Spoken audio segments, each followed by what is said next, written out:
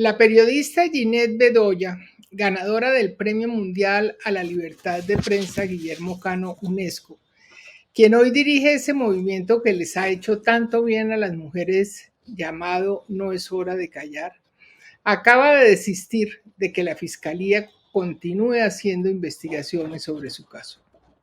Ginette se cansó de que en 23 años la Fiscalía no haya llegado a ninguna conclusión sobre los autores intelectuales de su secuestro y violación. Bienvenida a Cambio, Ginette. Un gusto estar aquí, un honor tener esta conversación contigo, una persona que admiro tanto. Gracias. Es un orgullo para nosotros tenerte aquí. Y yo te quiero ahorrar la molestia y el dolor de contar esa historia tan terrible. Y les voy a resumir a los, ¿cómo se dirá?, televidentes o lectores o internautas de Cambio, les voy a resumir esa historia tan dolorosa. En el año 2000, Ginette, quien trabajaba en El Espectador, había recibido amenazas porque sus informes sobre tráfico de armas y compra y venta de secuestrados en la cárcel Modelo habían generado mucho ruido.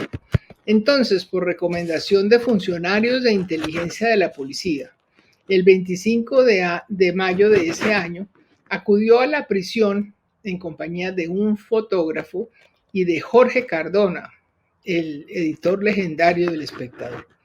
Es decir, que los altos mandos de la policía sabían que Ginette iba a ir a la cárcel ese día.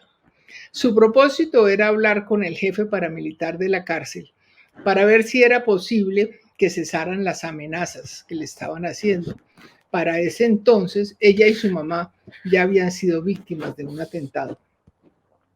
No obstante que la boleta de ingreso a la Modelo estuvo lista, la entrevista no se dio porque mientras Jorge Cardona fue a buscar al fotógrafo para que entraran a la cárcel, Ginette fue abordada por un hombre y una mujer que la encañonaron con una pistola 9 milímetros en la puerta de la prisión.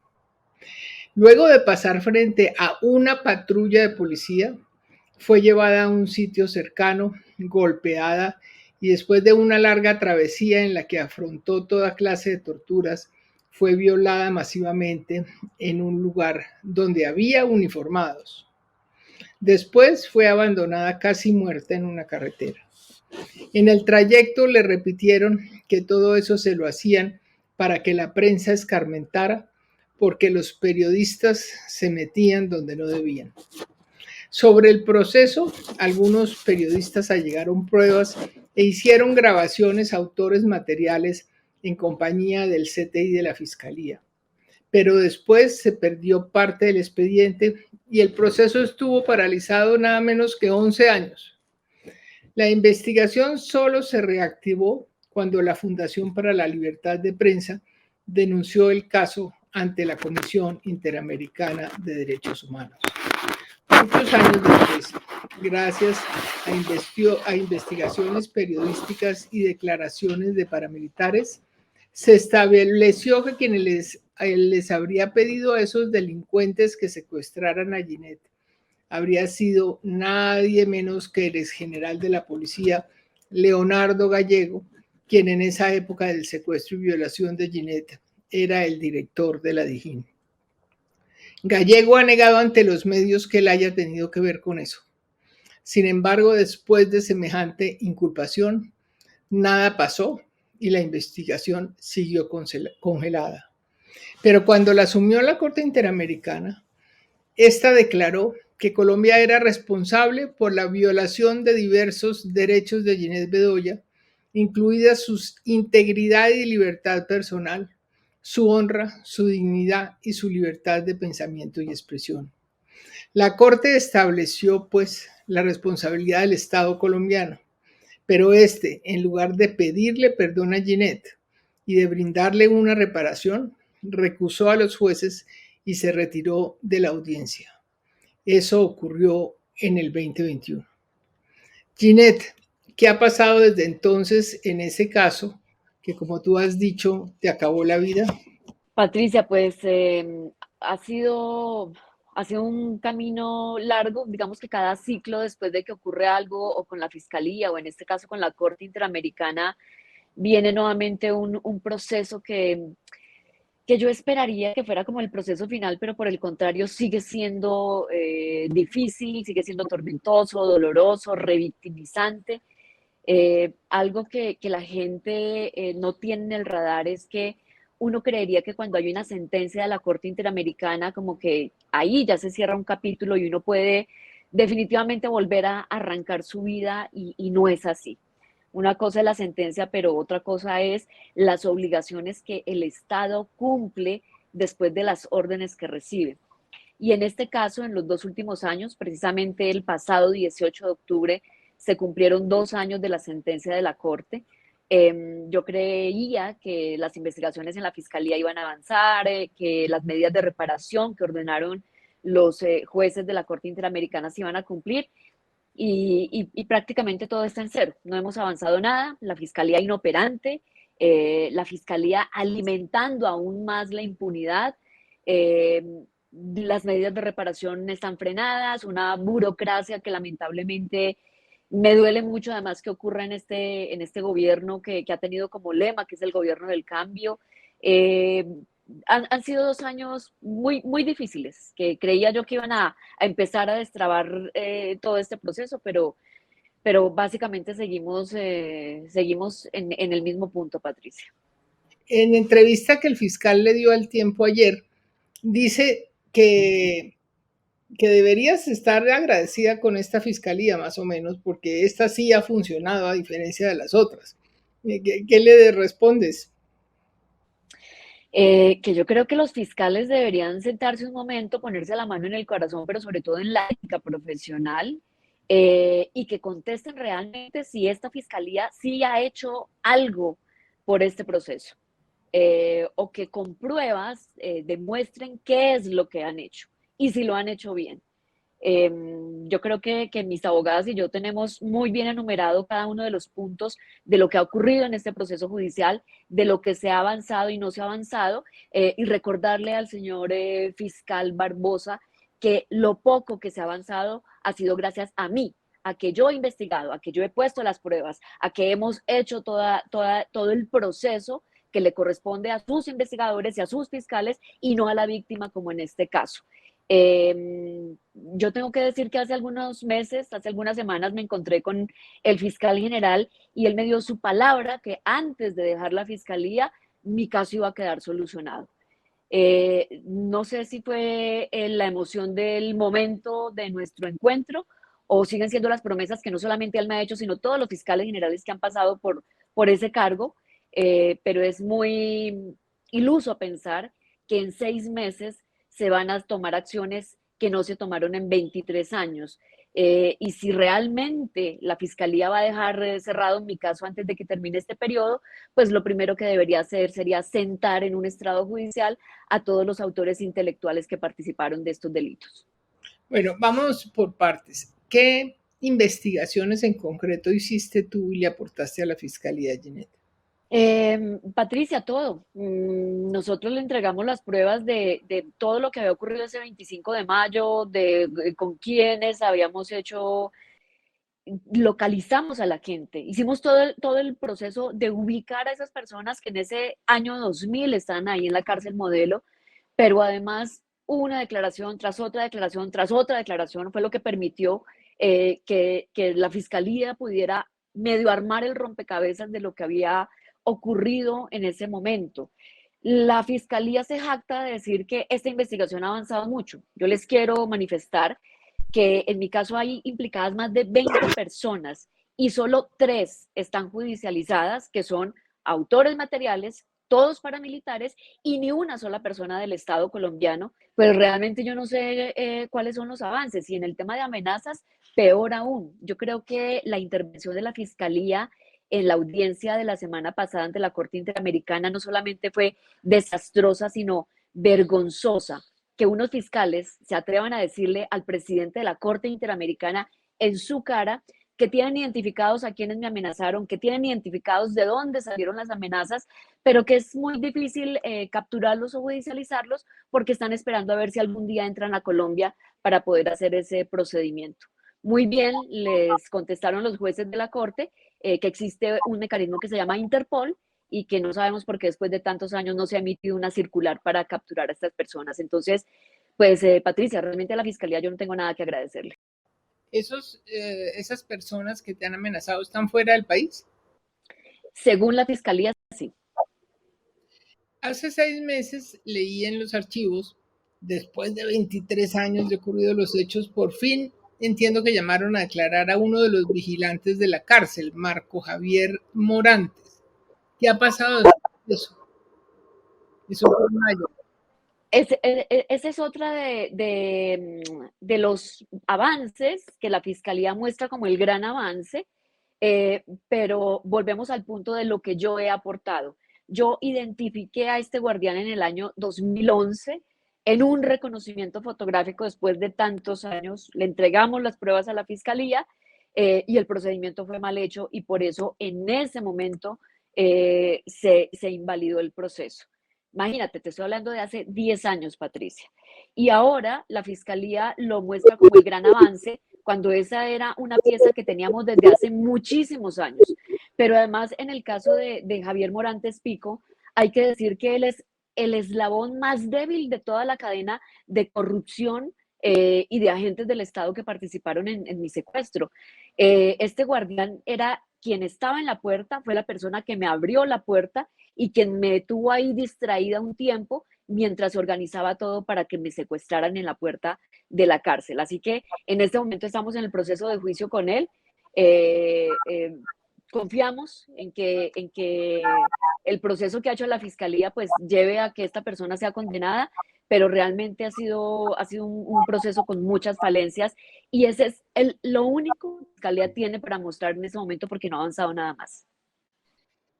Era una investigación o es una investigación pues relativamente fácil, porque a ti te secuestran en la puerta de la cárcel, entonces ahí hay unos guardias, era muy fácil llevarlos a declarar, había una patrulla de la policía y tú pasaste enfrente de la patrulla secuestrada, había unos altos mandos de la policía que sabían que tú ibas a estar en la cárcel en ese momento y que fuiste por consejo de ellos. Entonces, ¿por qué eso no ha avanzado? Es decir, no tiene explicación. Sí, ese es el absurdo de este caso, pero también creo que es un poco la justificación de por qué la justicia no ha hecho nada. Simplemente que no quieren hacerlo, porque hay personas implicadas muy importantes que no quieren tocar y que, Patricia, yo ni siquiera sé si las van a tocar y por eso desistí de las investigaciones en el tema de las amenazas. Y como tú lo has manifestado, hay una patrulla de la policía, no a las 10 de la noche, a las 10 de la mañana, donde hay una cantidad de gente ahí, pero además hay un recorrido de patrullas de la policía en todo el trayecto por el que me sacaron de Bogotá. Estamos hablando de la vía al llano. A mí me llevan hasta Puerto López Meta y hay algo que es, pues que ya ni siquiera le causa a uno sorpresa, sino que demuestra cómo es la ineficiencia del sistema judicial en Colombia. Y es que todas esas entrevistas, todas esas investigaciones que tenía que hacer la fiscalía en su momento, no las hizo la fiscalía, pero sí las hizo Carlos Castaño. 7 meses después o 5 meses después de mi secuestro, yo regreso a la cárcel Modelo para enfrentar a la gente del paramilitarismo y me reúno con Gaitán Maecha, con Miguel Arroyave, con Popeye, en alta seguridad de la cárcel Modelo. Y, y es asombroso cómo Gaitán Maecha le pide a Popeye que saque la carpeta de la investigación que Carlos Castaño había ordenado.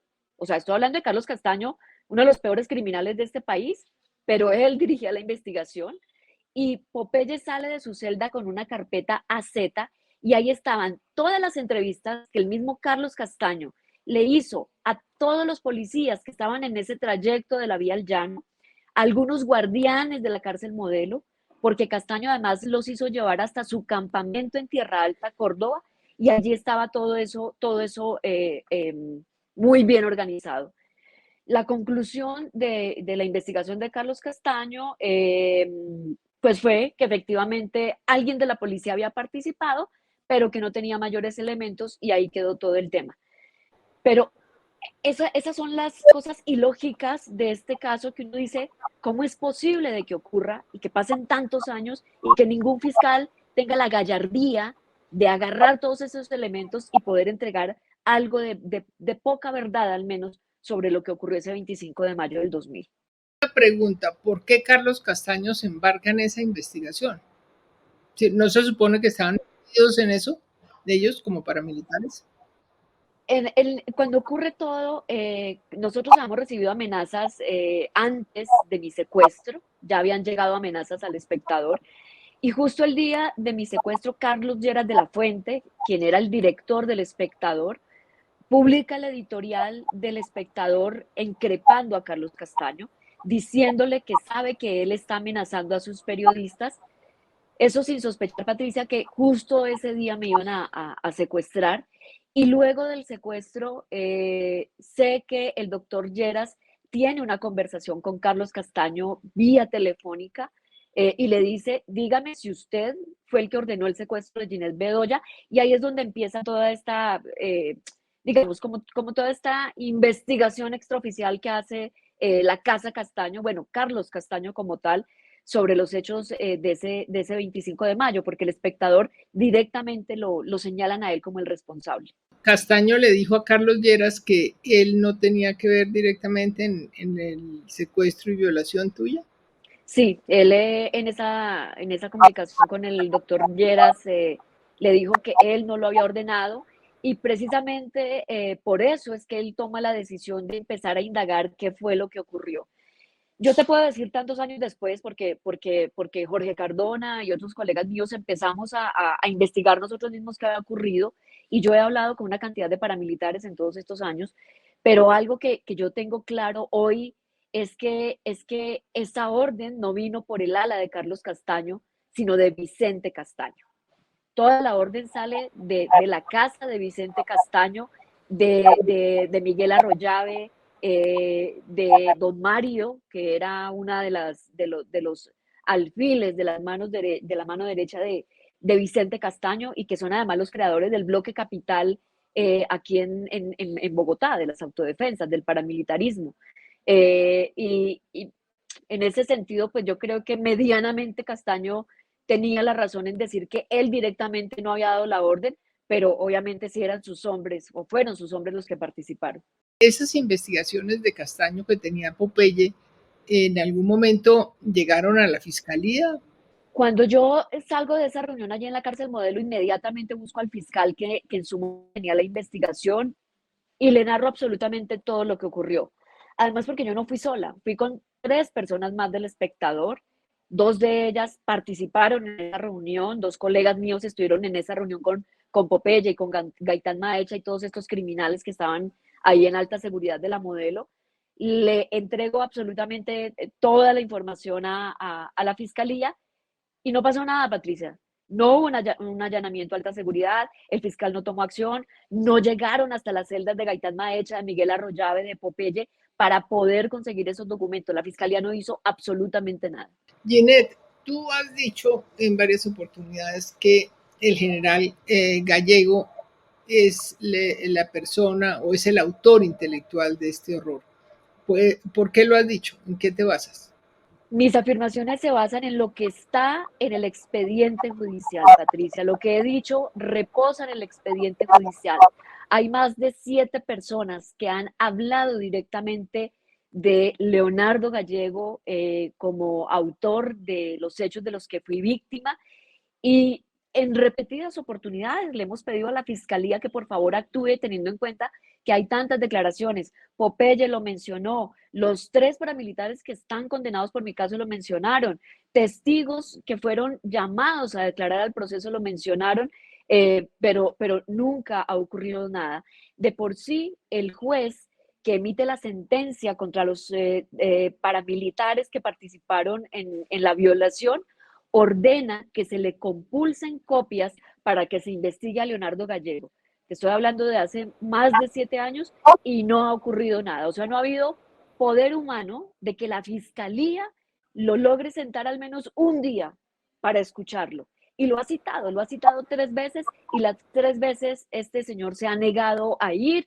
Lo que acostumbra hacer es redactar cartas que manda al diario El Tiempo diciendo que él está disponible para las autoridades y que en el momento que lo requieran va a ir, pero no ha ido, no ha asistido.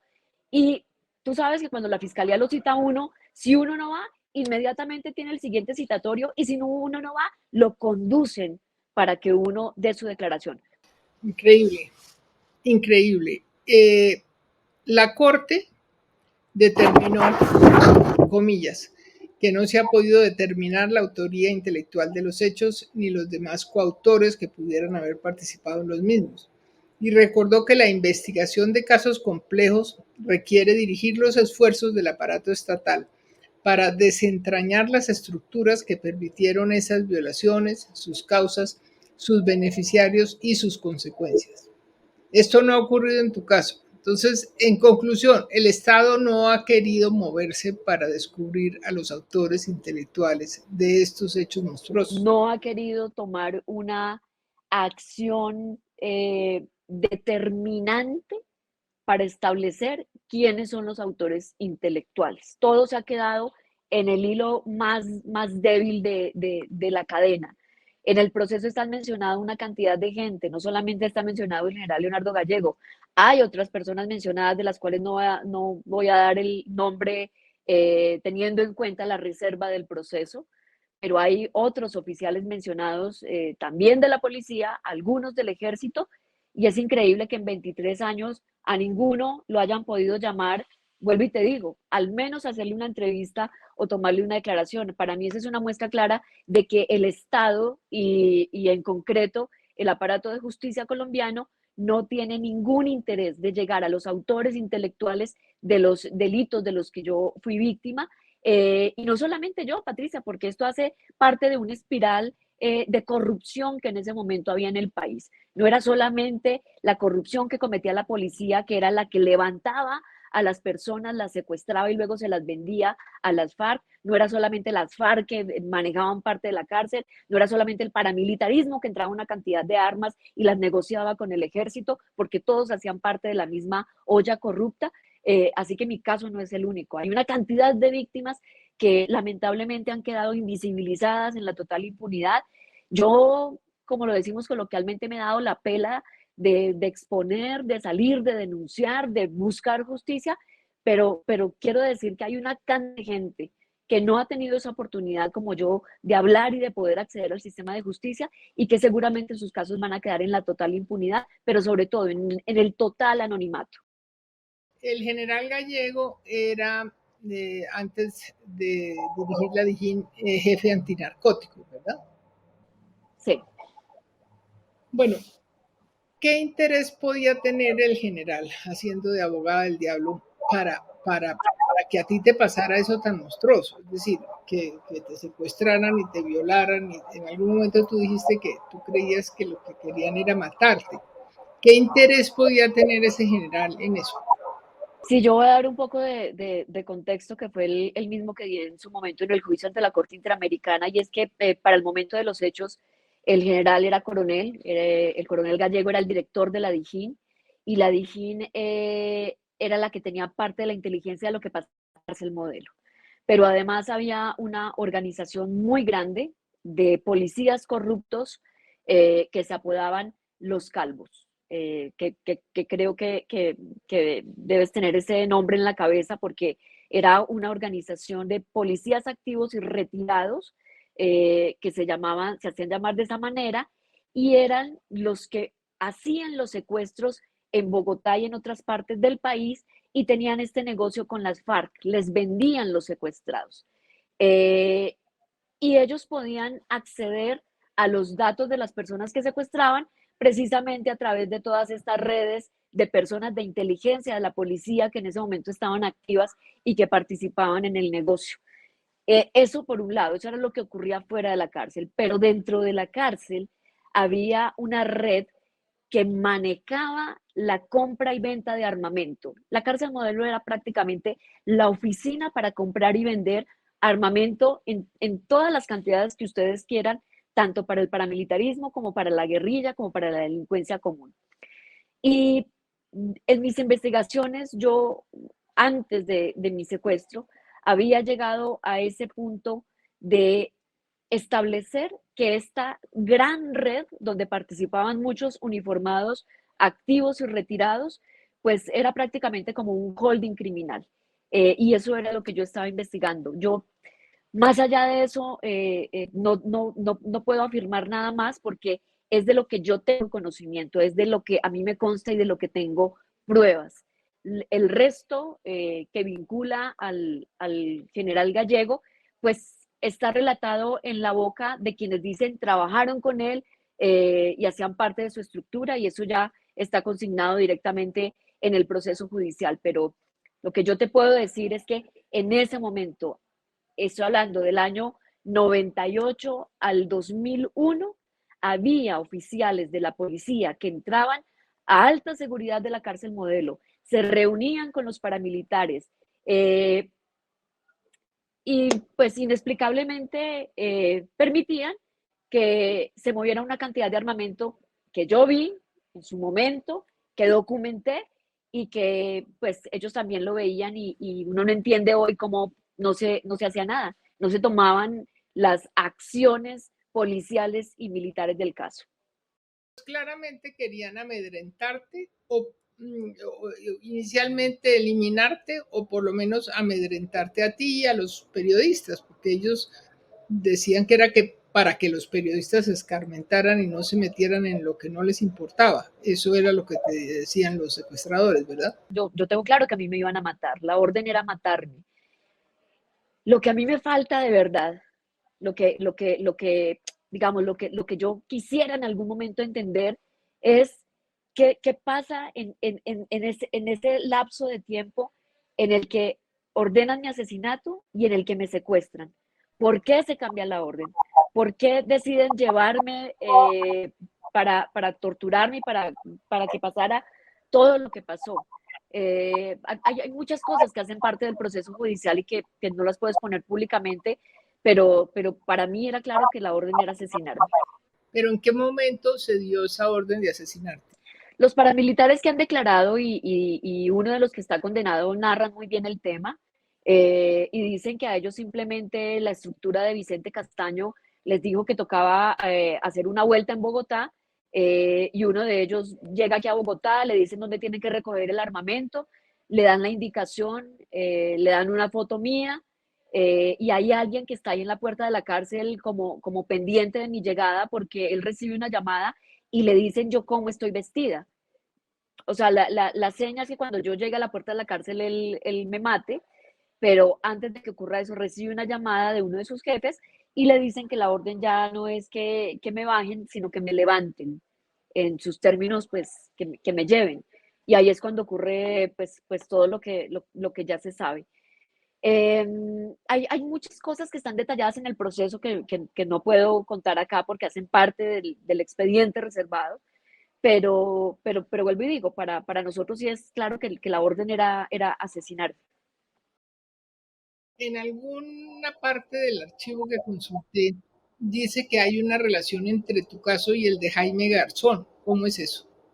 Como otro de los hallazgos que fuimos encontrando a lo largo de estos años, porque cuando tú empiezas a hacer tanta investigación y hablas con tanta gente, vuelves a las cárceles, vuelves a buscar a quienes estaban en ese momento y empiezas como a armar las fichas. Esto es como un rompecabezas, ¿no? Y le vas poniendo las fichas como atando cabos. Y hay cosas muy dolorosas en este proceso y es que 15 días antes del asesinato de Jaime, los dos nos encontramos en la puerta de la Modelo. Yo iba entrando y Jaime salía.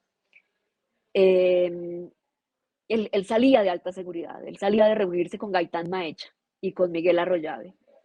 Y en la puerta de la cárcel, mientras nos hacían el trámite para entrar, él me dijo que no me metiera en eso,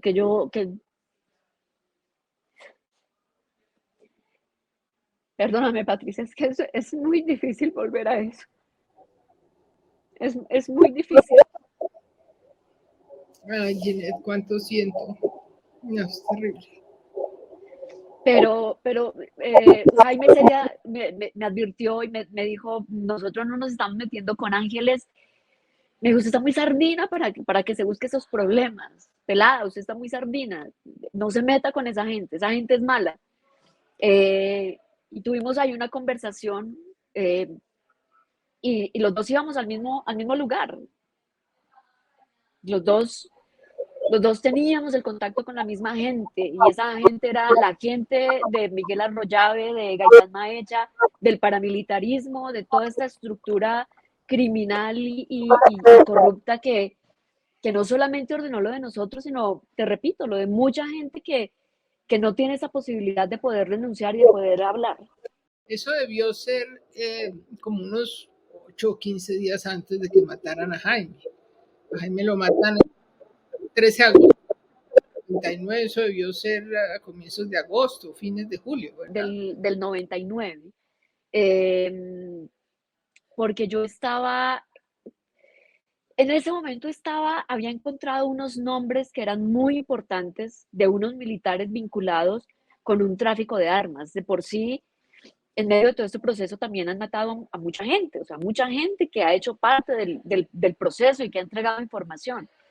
Y yo ese día iba para la cárcel porque tenía reunión con una fuente que me iba a confirmar los nombres de esos militares que estaban vinculados. Dos de ellos ya se habían retirado del ejército y habían entrado a la estructura del paramilitarismo, en ese momento a la estructura del bloque Centauros, que luego dio los insumos para todo el bloque capital. En ese momento se estaba armando todo el bloque capital aquí en Bogotá y pues obviamente había mucha gente que sabía lo que se estaba gestando, pero Patricia, en ese momento hablar del paramilitarismo era ponerse una lápida en el cuello. Ginette, la Corte le ordenó al Estado colombiano investigar, juzgar y sancionar a los responsables de este crimen y además pues diseñar un sistema de recopilación de datos y cifras de violencia contra periodistas, implementar capacitaciones para que funcionarios públicos identifiquen actos de violencia contra las mujeres y financiar programas de protección y asistencia a mujeres víctimas de violencia. ¿Qué pasa si Colombia no investiga, juzga y sanciona a los responsables de tu secuestro y violación incumpliendo de lo ordenado por la Corte? ¿Qué pasa si Colombia no obedece a la Corte? ¿Qué le pasaría? Sí, efectivamente, Patricia, Colombia hace parte del sistema interamericano, suscribió todos los compromisos que ordena y que conlleva esto, y cuando un Estado del hemisferio que hace parte del sistema ni pone en práctica las recomendaciones de la Corte o no implementa las medidas de reparación que ordena la Corte en sus en sentencias, eh, pues obviamente acarrea sanciones. La Corte da unos plazos prudenciales en cada una de las medidas de reparación, luego las revisa para saber si el Estado avanzó en algo y si no, vuelve a haber un siguiente plazo y allí ya empieza como todo el proceso de si se toma la decisión de sancionar al Estado por no cumplir con esas reparaciones que se ordenan. ¿Y qué sanción sería? Patricia, eso sí depende de la Corte. No sé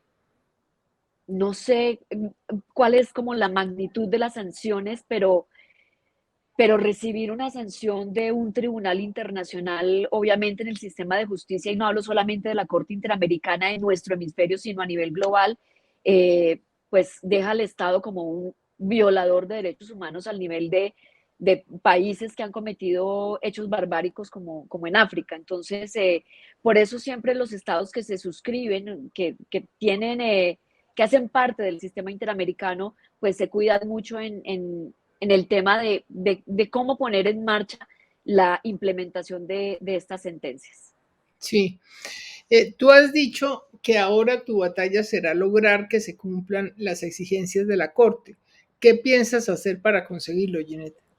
Yo creo que de lo más importante que ha pasado en estos 2 años es entender que las medidas de reparación que ordenó la Corte Interamericana en esta sentencia son únicas, Y el sistema interamericano lo ha repetido muchas veces y ha hecho mucho énfasis en que muy pocas veces en una sentencia se ordenan medidas de la envergadura como crear un centro de memoria para víctimas de violencia sexual o crear un plan de capacitación nacional para funcionarios públicos. Y yo no lo veo como algo para mí, sino como algo que tiene que implementarse desde el Estado colombiano y que es necesario no para el caso de Ginette Bedoya, sino que es necesario para los miles y miles de casos de violencias contra las mujeres que tenemos en nuestro país. Yo, ante esa inoperancia de la Fiscalía, he decidido enfocarme en lo que sí puede funcionar. Un plan de capacitación donde uno pueda llamar a entidades del Estado que están comprometidas, pero que además tienen dentro de sus objetivos y sus obligaciones tener programas que permitan frenar la violencia. Eso ya es un paso. Y creo que acercarse a estas entidades y decirles, no lo hagan por mí, sino háganlo ustedes como funcionarios públicos, pues creo que da una posibilidad y yo estoy en eso, Patricia. No sé hasta dónde este gobierno va a tener ese compromiso.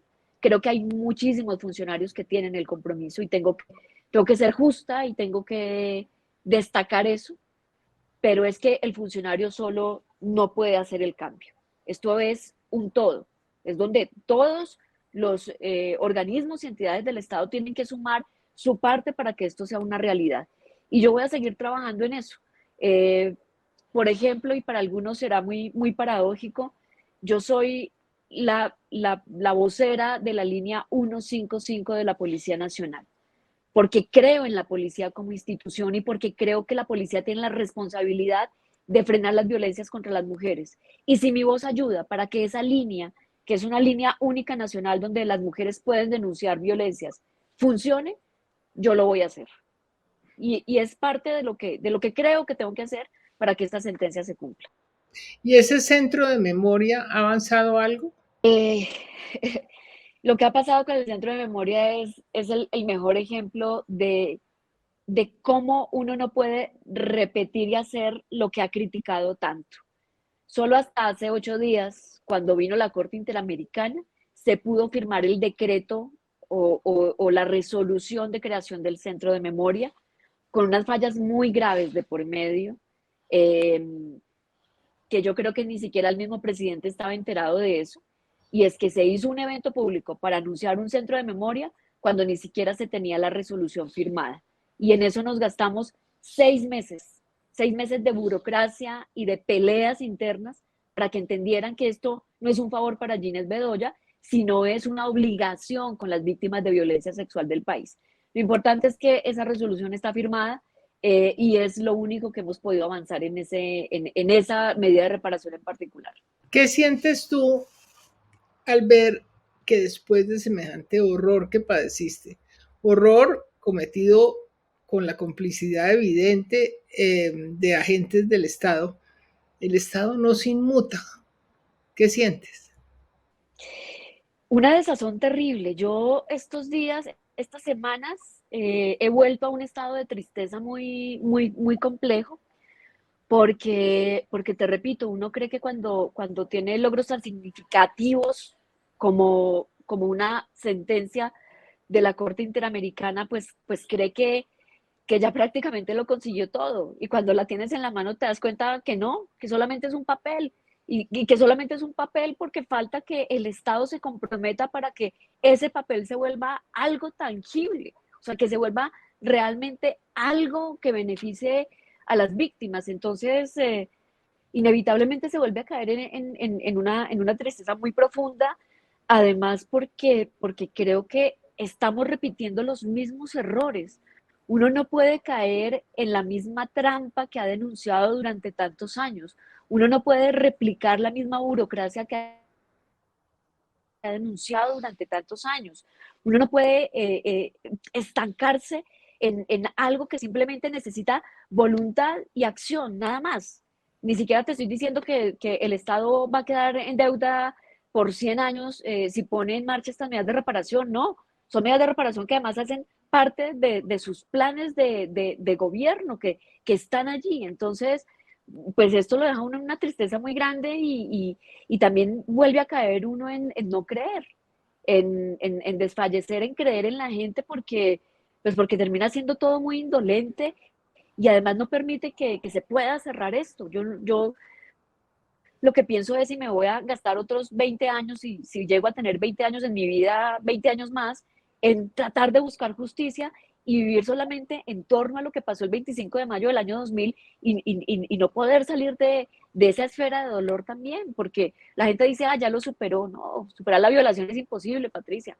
Quien haya sufrido violencia sexual de la forma tan bárbara como yo la afronté y que me diga que eso se puede superar está mintiendo. Eso se aprende a transformarlo, pero superarlo es imposible.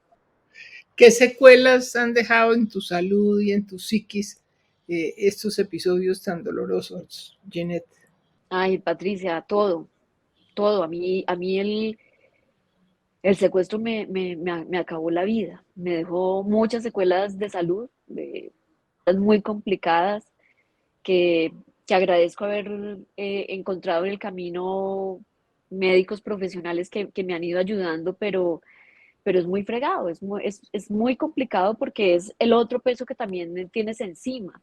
Y también hacer un proceso emocional y psicológico de decir, no me voy a dejar ganar del tema de salud porque yo soy periodista, porque mi esencia es ser periodista, porque tengo la fortuna de trabajar en una casa editorial que me ha respaldado, y también tengo que cumplir con eso. Ante todo, yo soy periodista y me debo es a eso, pero si estoy mal de salud, pues no lo puedo hacer. Entonces es aprender a lidiar las dos cosas, bueno, las tres cosas, a llevar lo que tú amas, que es tu profesión, que es ser periodista, llevar un tema de salud que a veces se sale de las manos y se complica mucho, y llevar un camino de justicia que es muy inequitativo, pero que además es revictimizante todos los días. Entonces, pues no es fácil, no es fácil.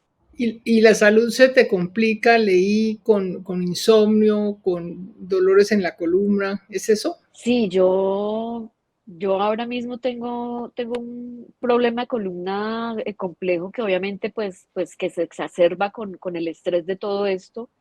Es increíble cómo el cuerpo somatiza, y yo el día después la audiencia ante la Corte Interamericana, la audiencia fue el 13 de octubre pasado y el 14 me quería morir.